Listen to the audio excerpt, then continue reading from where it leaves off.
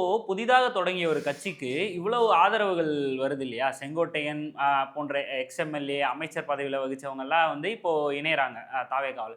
So இந்த மாரியான ஆட்கள் எல்லாம் நாம் தமிழர் கட்சிக்கு வராததுக்கு காரணம் என்ன? அல்லது வந்து நாம் தமிழர் அவங்க அவ்வளோ பெருசா பார்க்கலையா? இந்த மாரியான ஒரு கேள்வியும் இருக்குல்ல இங்க. அதாவது இங்க எப்படி இருக்கு அப்படின்னா சூழல், நீங்க யார வேணாலும் சமரசம் அடைய வைக்க முடியும். ஏன்னா அதிகாரம்னு ஒண்ணு வருவதற்கு முன்னாடியே அவ்ளோ பேக்லாஷஸ் விஜய் அவர்களுக்கே வந்திருக்கு.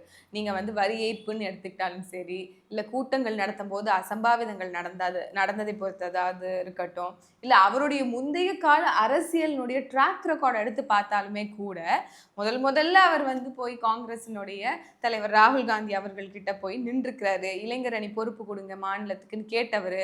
அவரை எதிர்த்து நின்று அண்ணா ஹசாரேவுக்கு ஆதரவாக போய் உட்கார்ந்து இருக்கிறாரு. அதற்கு பின்பு அவர் வந்து மோடி அவர்கள் 2014 தேர்தலின் அப்போ போய் மறைமுக ஆதரவை பாஜகவுக்கு விஜய் அவர்கள் கொடுத்திருக்கிறாரு.